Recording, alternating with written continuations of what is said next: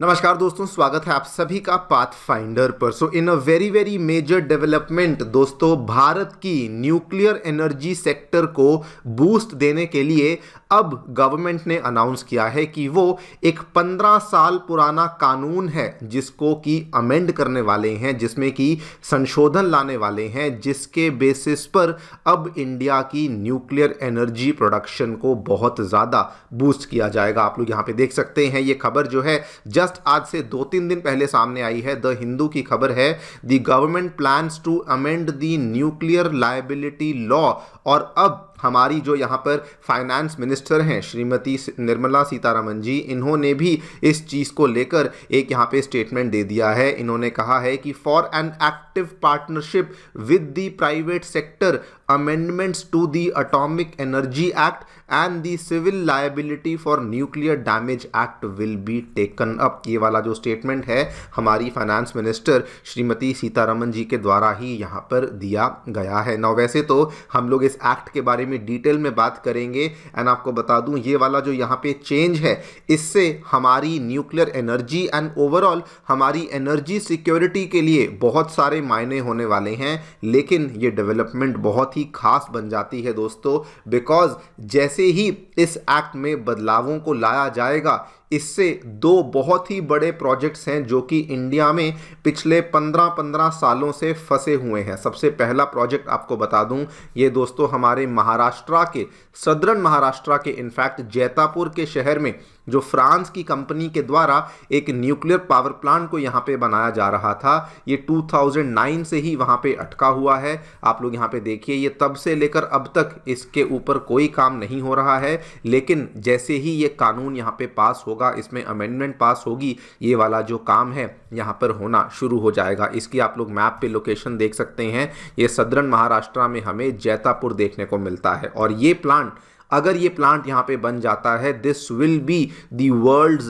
Largest nuclear power plant, जो कि हमें कहीं पर भी और देखने को नहीं मिलता। एंड साथ में एक और अमेरिकी कंपनी के द्वारा बनाया जाने वाला न्यूक्लियर पावर प्लांट है, जो कि आंध्र प्रदेश के कोवड़ा में बनाया जाने वाला था। ये भी 2012 में ही साइन हो चुका था, लेकिन तब से लेकर अब तक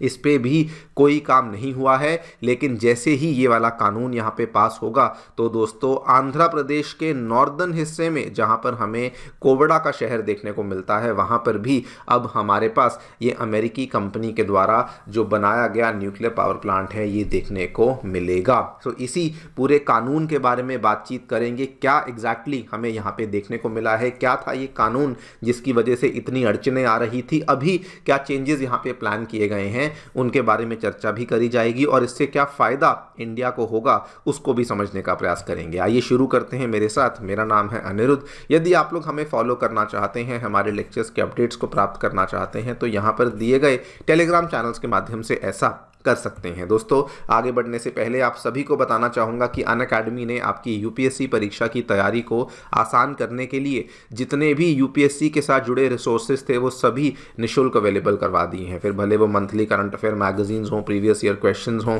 एनसीईआरटी नोट्स की समरीज हों, फ्री प्रीलिम्स के मॉक टेस्ट हों, इन सभी चीज़ों को पाने के लिए आपके लिए नीचे डिस्क्रिप्शन बॉक्स में एक सिंगल लिंक दिया गया है, वहाँ पर जाइए, अपने आप को रजिस्टर कीजिए और ये सभी चीज़ें आपको totally free of cost available हो जाएंगी। All right, so directly coming to the news, क्या देखने को मिला है। देखिए दोस्तों, वैसे तो इस चीज़ को लेकर जो अनाउंसमेंट है, ये बजट स्पीच में भी 1 फरवरी को कर दी गई थी, लेकिन रिसेंटली ये वाला जो यहाँ पर स्टेटमेंट है हमारे पीएमओ के दफ्तर से भी देखने को मिला है, बिकॉज हमारा जो न्यूक्लियर एनर्जी का सेक्टर है ये पीएमओ के ही अंतर्गत आता है, और वहाँ से भी स्टेटमेंट आया है कि अब हम लोग जल्दी ही हमारा जो ये वाला सिविल लायबिलिटी वाला कानून है, इसके अंदर बदलाव लाने वाले हैं। आप लोग यहाँ पे देखिए, ये खबर 9 फरवरी को सामने आई है कि government is now planning to amend the nuclear liability law. And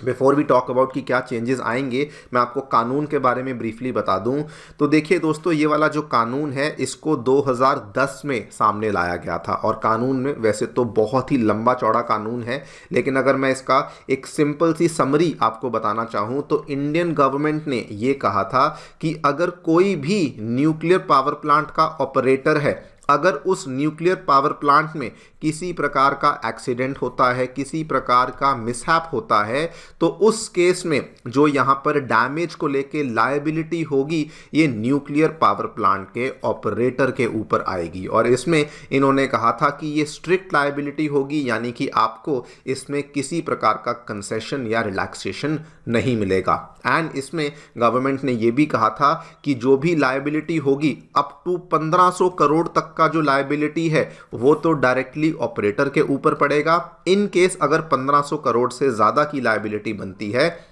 उस केस में इंडियन गवर्नमेंट यहाँ पे स्टेप इन कर जाएगी। ये सबसे बड़ा प्रावधान था जो कि इस कानून के अंदर रखा गया था। इस कानून का जो ऑफिशियल नेम है वो भी देख सकते हैं, civil liability for nuclear damages act, और इसको 2010 में लाया गया था। इतना ही नहीं, कानून में ये भी कहा गया था कि एक सेपरेटली क्लेम्स कमीशन बिठाया जाएगा जो कि ये मेक श्योर करेगा कि इन केस अगर कोई एक्सीडेंट होता है, अगर कोई दुर्घटना होती है, तो उस केस में जो भी लोग यहाँ पे नेगेटिवली अफेक्ट हुए हैं उनको बराबर का जो कंपनसेशन है और उनका जो कॉन्फ्लिक्ट रेजोल्यूशन है वो भी यहाँ पर किया जाएगा। और कानून को इसीलिए लाया गया था बिकॉज उसके पहले एक तो आपको याद होगा 1984 वाली जो यूनियन कार्बाइड वाला हमारा भोपाल गैस लीक कांड हुआ था, उसको मद्देनजर रखते हुए, और जो रिसेंटली जापान के फुकुशिमा में बहुत मेजर न्यूक्लियर लीक हुआ था उसको ध्यान में रखते हुए इतने ज़्यादा सख्त प्रावधान थे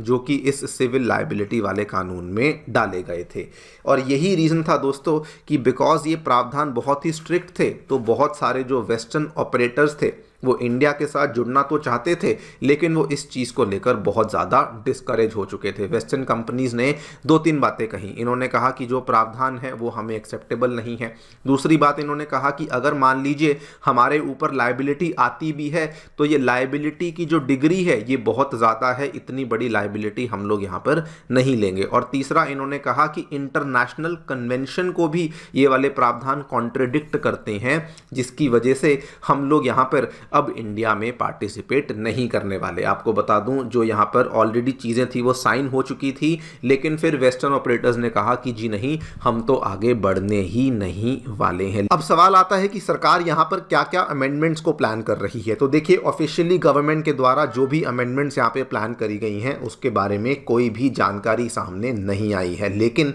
इस अमेंडमेंट को लेकर हमारे कुछ पहले रह चुके जो यहाँ पे डिप्लोमैट्स हैं उनके द्वारा कुछ जानकारी साझी करी गई है। सबसे पहले श्याम सरन जी जो कि पहले भारत के फॉरेन सेक्रेटरी रह चुके हैं, इन्होंने यहां पर कहा कि हमें भी नहीं मालूम एग्जैक्टली गवर्नमेंट क्या प्लान कर रही है, लेकिन इन्होंने कहा कि हम उम्मीद ये करते हैं कि जो भी चेंजेस होंगे वो इंटरनेशनल पार्टनर्स के साथ कंसल्टेशन करके ही किए जाएंगे सो दैट हम लोग हमारे प्रोजेक्ट्स में यहां पर जल्दी ही आगे बढ़ सकें। बल्कि सेम ही हमें स्टेटमेंट देखने को मिला है फ्रॉम मिस्टर वेंकटेश वर्मा जो पहले रशिया को भारत के एम्बेसडर रह चुके हैं।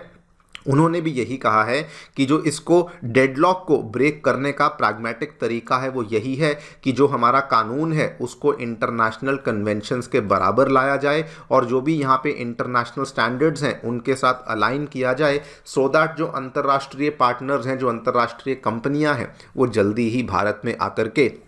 अपना जो भी सेटअप वगैरह करना है वो यहाँ पर शुरू कर सकें। नाउ ये तो क्या टाइम ही बताएगा कि एग्जैक्टली गवर्नमेंट यहाँ पे क्या क्या चेंजेस को लाने वाली है, लेकिन like I told you in the beginning, अगर दोस्तों यहाँ पे चेंजेस को लाया जाता है तो भारत को इससे बहुत बड़ा फ़ायदा होने वाला है। सबसे पहले तो दोस्तों ये वाले जो 2 प्रोजेक्ट्स हैं हमारे, पहला प्रोजेक्ट जो कि फ्रांस की जानी मानी कंपनी ने शुरू किया था हमारे महाराष्ट्र के जैतापुर में, जिसको लेकर बहुत टाइम से ये काम रुका हुआ है, ये वाला प्रोजेक्ट यहाँ पे शुरू हो जाएगा। और इसको लेकर आपको बता दूं, अगर ये प्रोजेक्ट यहाँ पर बनता है, तैयार होता है, तो this will be the largest nuclear power plant जो कि हमें पूरे वर्ल्ड में देखने को मिलता है। नंबर 2, अमेरिकी कंपनी वेस्टिंग हाउस के द्वारा जो आंध्र प्रदेश में बनाया जाने वाला हमारा न्यूक्लियर पावर रिएक्टर था वो भी यहाँ पर शुरू हो जाएगा, जो कि अगेन 2012 में हमारा यहाँ पे एग्रीमेंट साइन हुआ था, लेकिन वहाँ पर भी कामकाज आगे नहीं बढ़ा है। तीसरा बड़ा फायदा ये होगा कि अभी इंडिया ने अनाउंस किया है कि वो भी स्मॉल मॉड्यूलर रिएक्टर्स वाले क्षेत्र में आगे बढ़ना चाहते हैं, तो वहां पर भी हम लोग जल्दी से आगे बढ़ सकेंगे और वहां पर भी जो भी दूसरे देशों से टेक्नोलॉजीज हैं, दूसरे देशों के साथ टाइप्स हैं, उनको भी हम लोग जल्दी से कर सकेंगे। And last but not the least, इसमें इंडिया को सबसे बड़ा फायदा ये होगा कि ओवरऑल हमारी जो न्यूक्लियर एनर्जी कैपेसिटी है, जो कि फिलहाल केवल 6800 मेगावाट के आसपास है, वो दोस्तों सबसे पहले तो बढ़ करके यहाँ पर 22 गीगावाट यानी कि 22,000 मेगावाट के आसपास जाएगी। एंड जल्दी ही ये वाली जो हमारी कैपेसिटी है ये 100 गीगावाट यानी कि 100,000 मेगावाट के आसपास चली जाएगी। देखते हैं क्या होता है, लेकिन मैं ये समझता हूँ कि ये वाला जो कानून हम लोग यहाँ पे लेकर आए हैं, इसकी टाइमिंग बहुत ही एक्यूरेट है। बिकॉज दोस्तों फिलहाल जो अमेरिका में ट्रंप का प्रशासन है वो भी इस चीज़ को लेकर बहुत ज़्यादा एनकरेजिंग है कि वो यूएस के एनर्जी एक्सपोर्ट्स बढ़ाना चाहते हैं, फिर भले वो ऑयल हो, फिर भले वो एलएनजी हो, फिर भले वो न्यूक्लियर पावर ही क्यों ना हो, वहाँ पर भी वो अपने एक्सपोर्ट्स को बढ़ावा देना चाहते हैं। और इंडिया के द्वारा लिया गया ये कदम आई थिंक एक बहुत ही सही टाइम पे लिया गया है। बाकी आप लोग जो भी सोचते हैं डेफिनेटली बताएं कमेंट सेक्शन में। Thank you so much for listening, stay tuned and